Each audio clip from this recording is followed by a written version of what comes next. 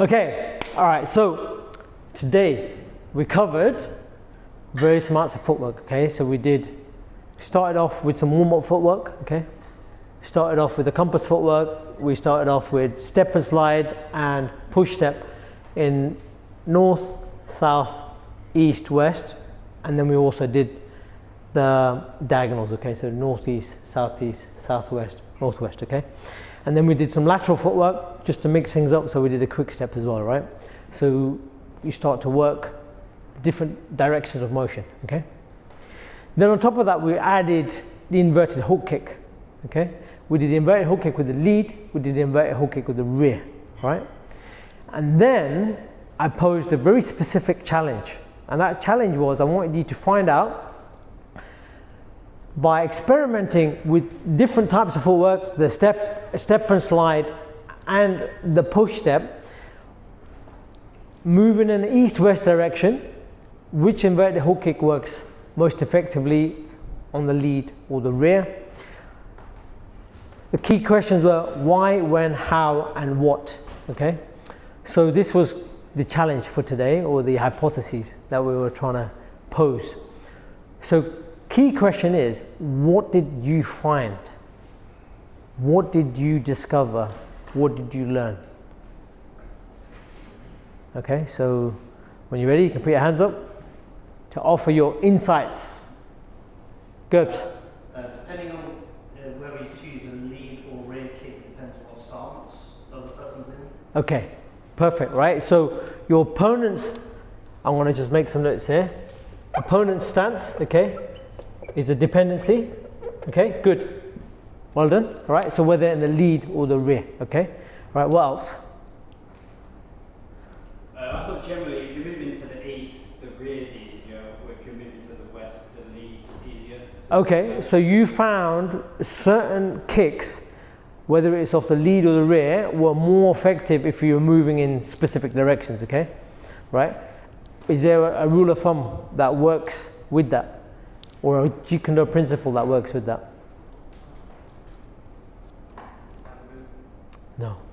No, not the bamboo. Closest weapon to the nearest target. Longest weapon to the nearest target, okay? So, longest weapon to the nearest target, okay? Right, so you're starting to bring that into play, okay? Right, what else? So this is a mid-range weapon, in the sense that if you go really close range and you want to rezone, and you can create a good opening, especially if you're using the push step. Okay, all right, so it's a mid-range weapon, and if you're a little bit further out, you can use the push step to bridge that gap. Just a repositioning can open the kick. Okay. Close range is not going to work, long range is not going to work, but just getting right on the rim of the fighting measure Yeah. makes it work. Good, all right, so you're tapping into something that's slightly more, if you kind of chunk it up 10,000 feet, what you're tapping into is the usefulness of the tool in specific range, yeah? Okay, so, right, the tool, right, let's just say tools range, okay? Good? What else? Similar to that, depends where you are in relation to the opponent. If you're quite close, push step got me further back to get the right distance for the kick. Okay, So depending on how far you are, you use push step or step and slide for the distance. beautiful, right? So now you're talking about spatial relationship with your training partner, okay? Or opponent, right? So you've got your spatial relationship, okay? Good, well done. What else? Well, for me, the takeaway was positioning. So when you've got short legs, long legs, or long legs, I was worried about hitting his wrist and things. So for me, it was just basics, positioning. So and the value of that. Okay. Now, if there was a prize, right, for the jackpot word today, you've nailed it, okay? Because today was all about positioning, okay? It was all about positioning. Johnny, can you grab some pads? Okay. It was all about positioning, okay? So if I can just demonstrate very quickly how this all comes into play.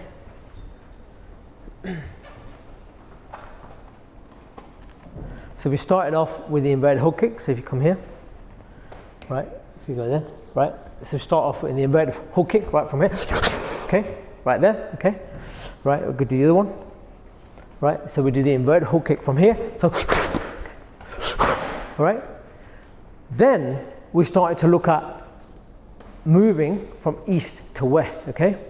You notice how Johnny's, I didn't tell him to change leads, but he's changing leads, okay.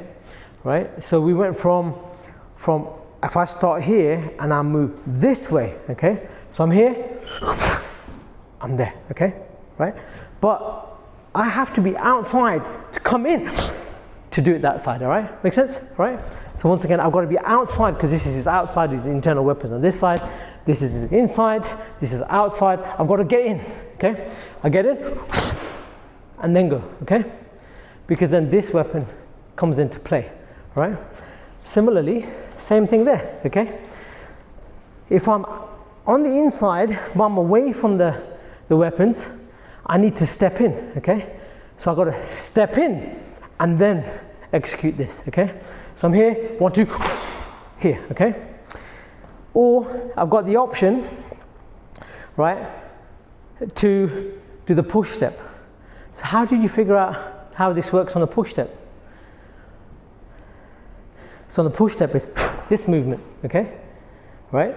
Now, there's something I'm going to hone in on in a second, right? But if we're here, okay? Was anybody able to push step and kick in the first beat? You can't. The reason for that is, if you put the pad back up there, right, is when you go across, okay?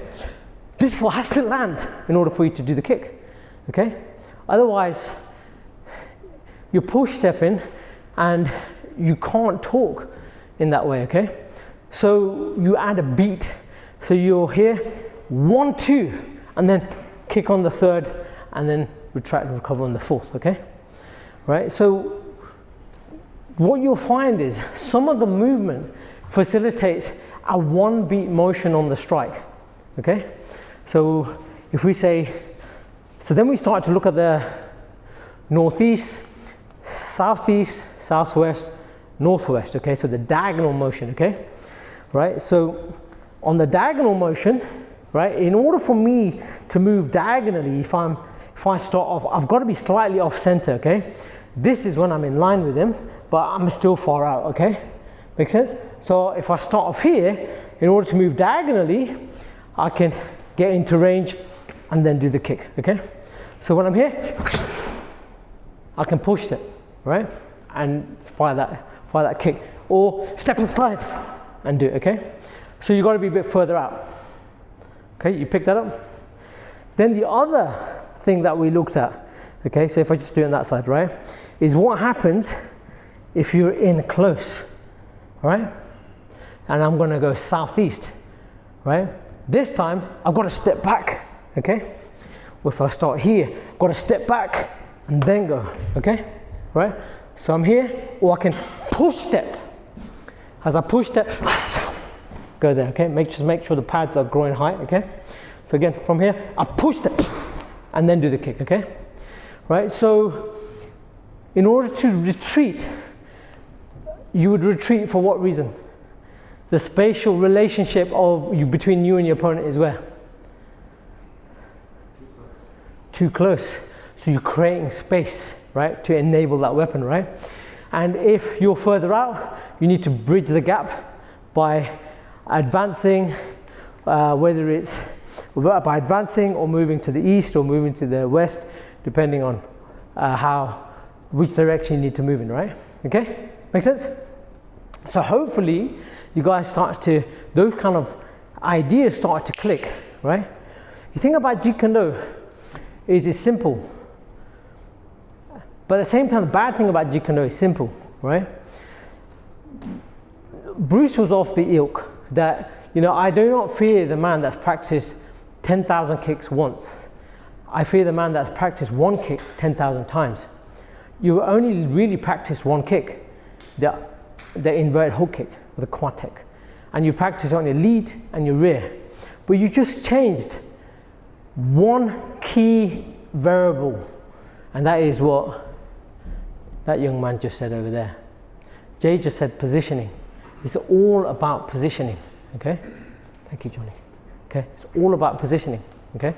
So, you know, with the martial wisdom, you know, it's teaching us if you're in the right place at the right time, you can get the desired outcome that you want, okay?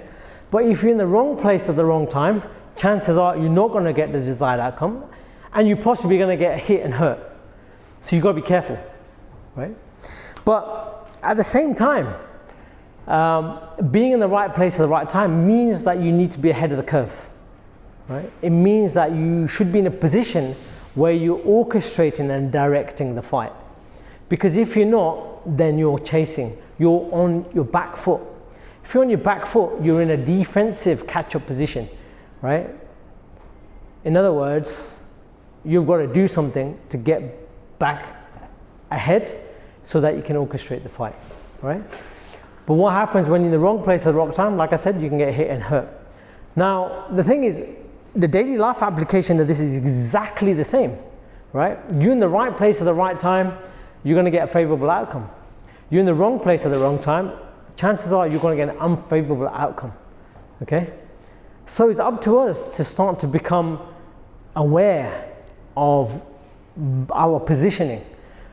In the combat sense, being in the right place at the right time, or putting yourself in the right place at the right time, using the right type of footwork that covers the right amount of distance in the right amount of time, therefore the speed has to be correct, right? If you move too quickly into a space, you might arrive too early, right?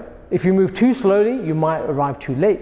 The speed has to be right in order to get there at the right moment in time. Life is the same, right? To be in the right place at the right time, if you know what the metrics are in order to be in a certain place at the right time, then you got massive help. But there's a lot of time you don't know, okay? You don't know what the right place is, what the right time is, right? And there's a massive part that plays with positioning, which is luck, okay? So when we talk about luck, there's 3 types of luck. Anybody know what the 3 types of luck are? Good luck, bad luck. Good luck and bad luck. There's 3 types of luck, okay? There's the luck that's associated with the effort you make, okay? A luck associated with the effort you make. There's a famous quote that says, Fortune favours the brave. sorry? Fortune favours the brave. Fortune Favours the brave. Fortune favours the brave. No, absolutely, all right? There's a famous saying, I can't remember who said it, but he said, the harder I work, the luckier I get, okay? So effort is number 1. If you just sit in your ass hoping that, you know, luck strikes you, well, chances are it's not going to, okay? Right? I know there's law of attraction, manifestation, all that stuff, right? But you still need to be moving and make an effort in that direction that you want to expand. As I say, where your focus goes, energy goes, and where that energy goes, it will expand, okay? So that's number 1. Number 2 is your environmental luck, okay? Your environmental luck. So if you're in an environment which is chaotic, mayhem, messy, you know, argumentative, you know, you don't have time to kind of clear your head, you know, there's just things bouncing around, people shouting, fighting, whatever it might be.